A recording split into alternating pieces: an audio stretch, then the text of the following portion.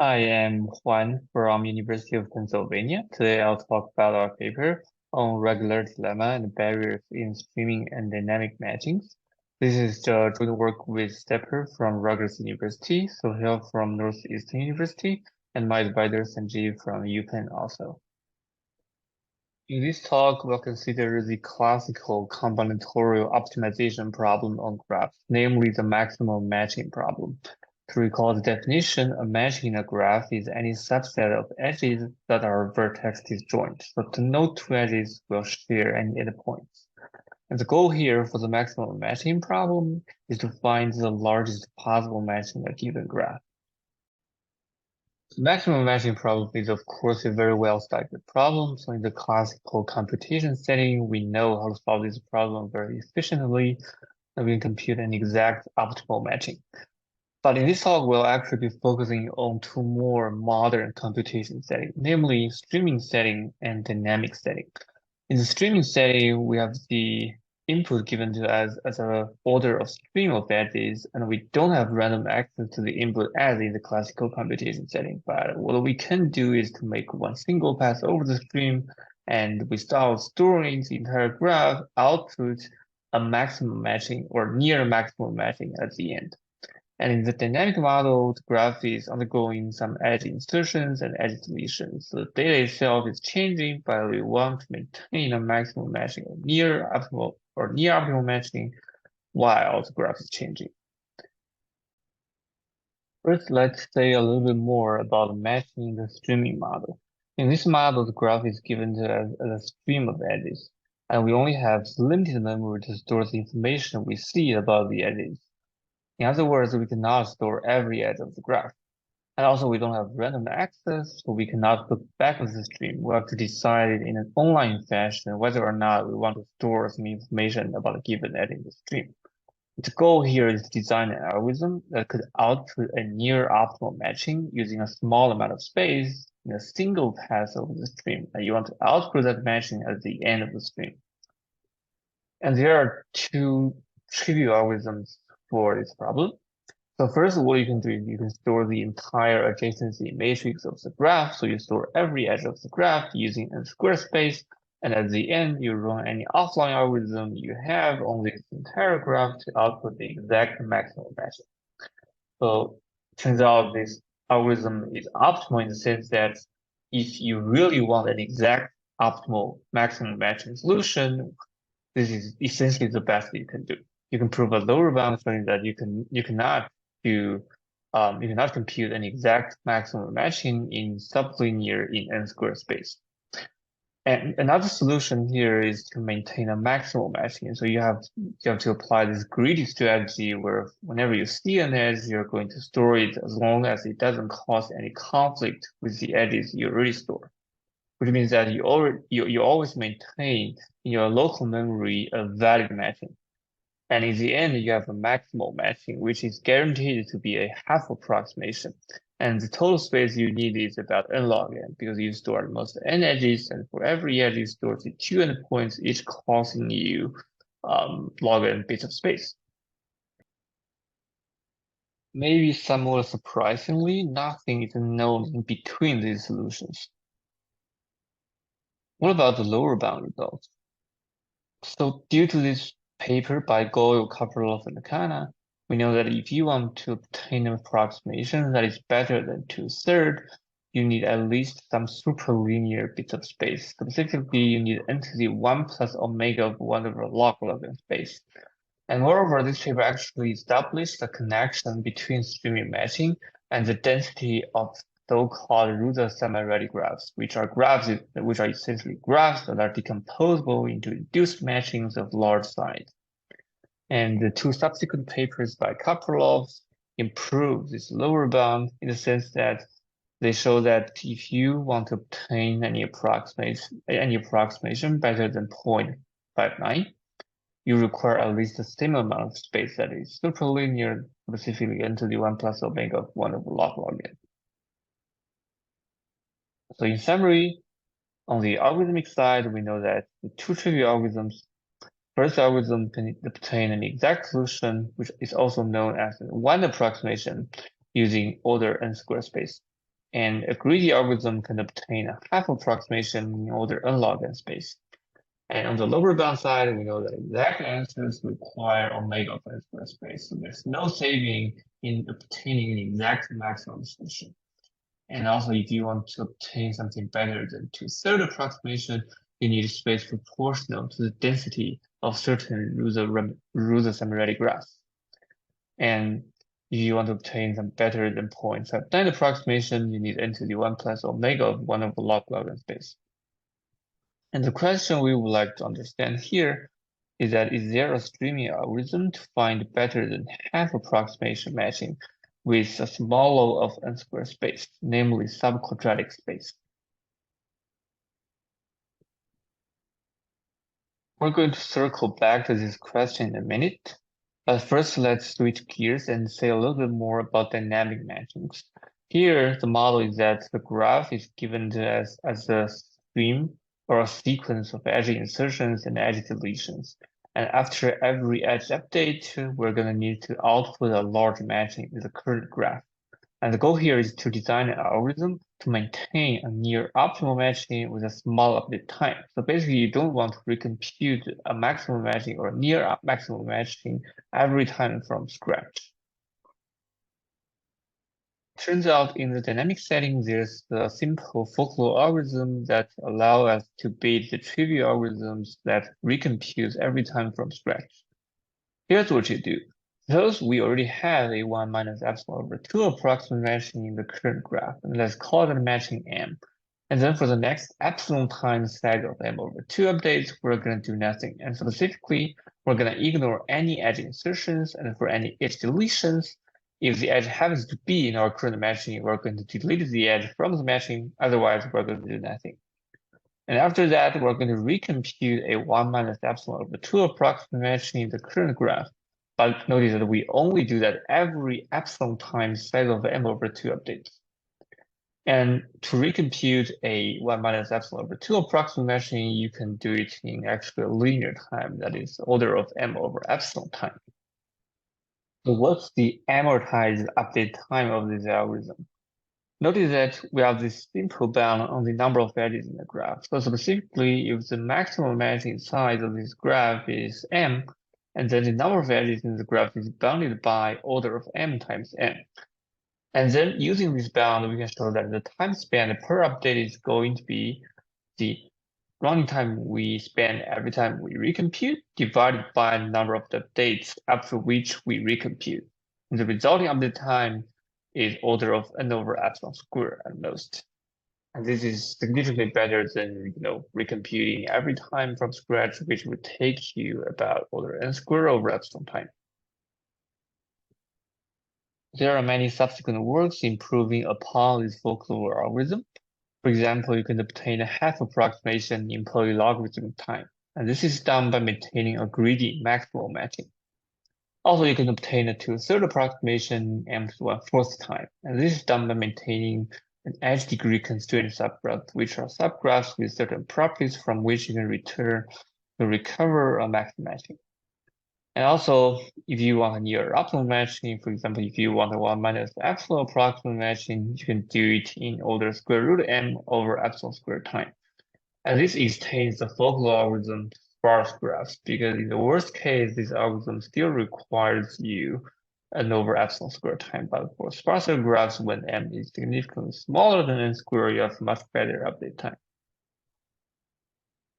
On the negative side, we know that there's a lower bound, showing that if we assume the so-called OMV conjecture is true, here OMV is short for online matrix vector multiplication, there's no algorithm that can maintain an exact optimal matching with n to the 1 minus delta update times. You cannot hope for a sublinear update time if you want exact matching, but of course, assuming the OMV conjecture is true.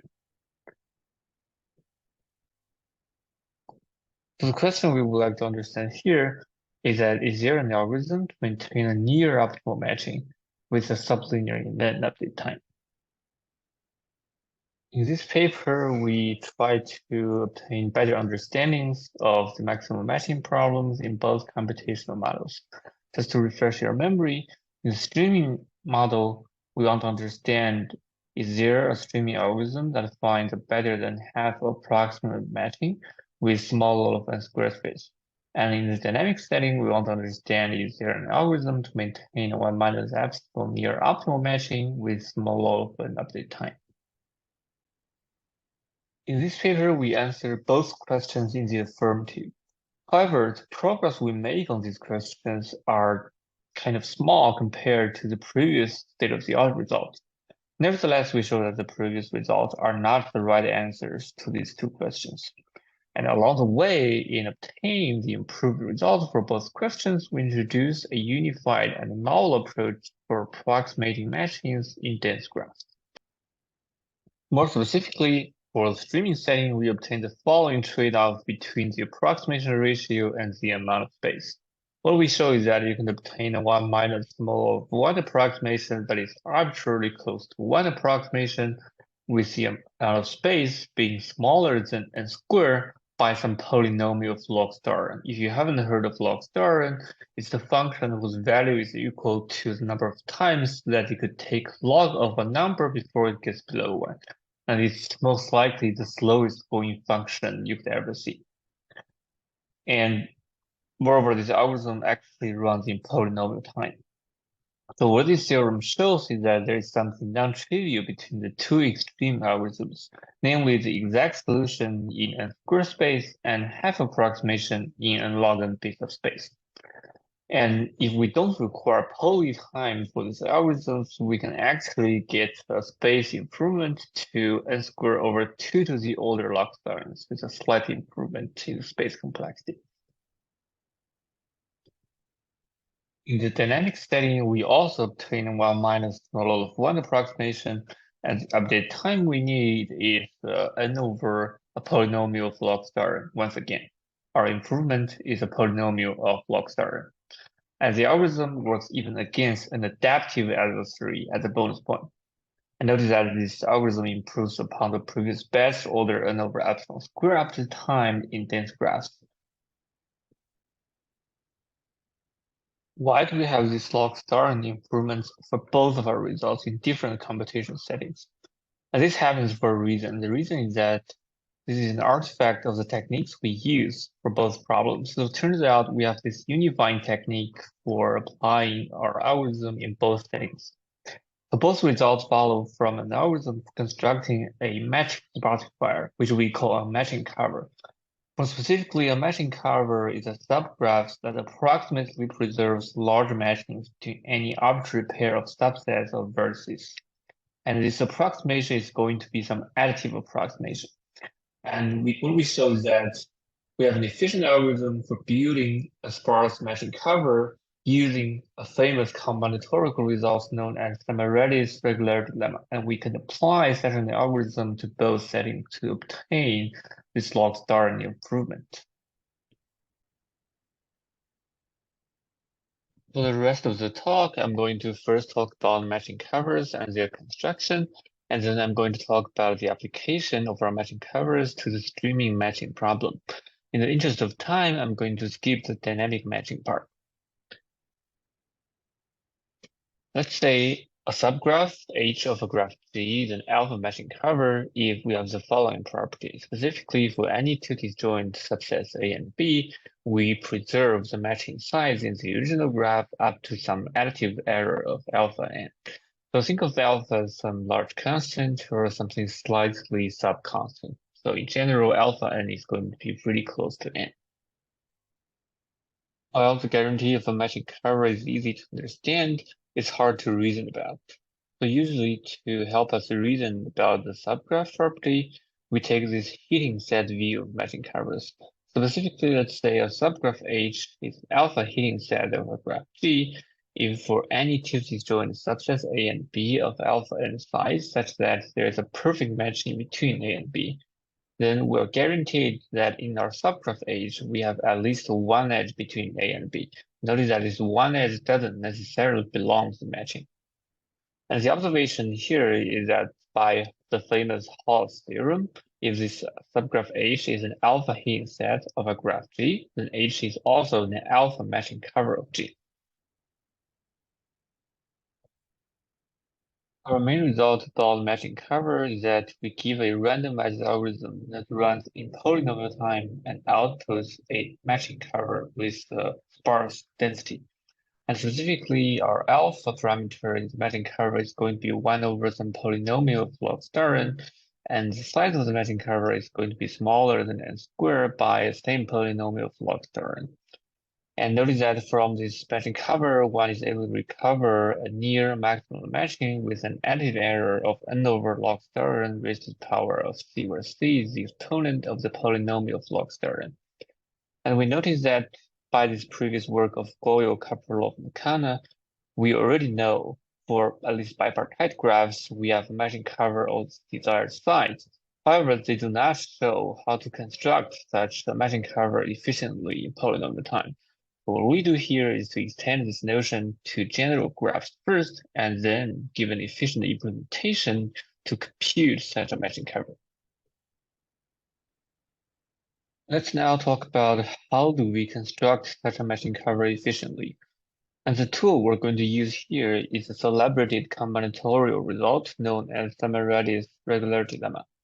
At a high level, Sepehr's regularity lemma shows that any dense graph can be decomposed into an irregular part and a regular part, where by irregular we mean that the graph can have some arbitrary structure, and by regular we mean that the graph looks like a random graph in some sense. And more specifically, some epsilon greater than 0, or but an epsilon fraction of the vertices in the graph can be split into k parts C1 to Ck of equal size, such that we have the following properties. First, all but an epsilon fraction of pairs Ci-Cj are regular. And here by regular, we mean that if you look at this pair Ci-Cj, and you consider any sufficiently large subset S of Ci and T of Cj, then the edge density between S and T is roughly the same as the edge density between Ci and Cj. And by roughly the same, I mean they differ by some epsilon additive error in the density. And for the parameters, we can set epsilon to be 1 over some polynomial of log star n, and k is going to be between 1 over epsilon and log n. Given the regularity decomposition of a graph, we're able to compute a matching cover by storing all edges in the irregular part and by subsampling the edges in the regular part. And the intuition is that because we store every edge in the irregular part, so we preserve exactly the matching structure. And in the regular part, because the edges are already pretty dense and they look like a random graph, so subsampling the edges will also approximately preserve the matching structure. And more technically speaking, we're going to store every edge incident on noise vertices. We're going to store edges inside every CI. We're going to store edges among non-regular pairs, and also we're going to store edges between regular pairs that have low density because we have room for them. And for the edges in the regular part, we're going to sample them with some probability 1 over log n. So in the irregular part, we store our most epsilon times n square edges, and for the regular part, we store our most n square over log n edges. And in total, number of edges we store is bounded by order of n square over some polynomial of log star n, which is the value of epsilon. And the intuition we have for why this is a matching cover can actually be formalized by taking the heating set view of matching covers. Specifically, consider any disjoint subsets A and B of size 4 epsilon n with a perfect matching M star between them. In the first case, if there is one edge in the matching that is in the irregular part of the graph, we're already done because we store every edge in the irregular part. So we already hit these sets A and B by at least one edge. Otherwise, if all the matching edges are in the regular part, since we know that between regular pairs, the edge density is already pretty high, after sampling the edges with probability 1 over log n, we still have enough number of edges with high probability. That means we still will be able to hit this set A and B with one edge. Now, by invoking a previous algorithm for computing a regularity lemma decomposition in polynomial time, we can also compute a matching cover in polynomial time, with alpha being 1 over log star to the power of c, and the number of edges being n squared over log star raised to the power of c. And notice that this matching cover will immediately recover a maximum matching with additive error of the same n over log star raised to the power of c. Now that we have this offline polynomial time algorithm for constructing matching covers, how do we apply it to the streaming setting? Well, we can apply the following simple trick. So we're going to partition the stream into k parts of size n squared over k each, and we're going to set k to be log star to the power of c over 2. And for each of these parts, we're going to compute a matching cover hi. And finally, we're going to output the union of the matching covers for each part as the final output.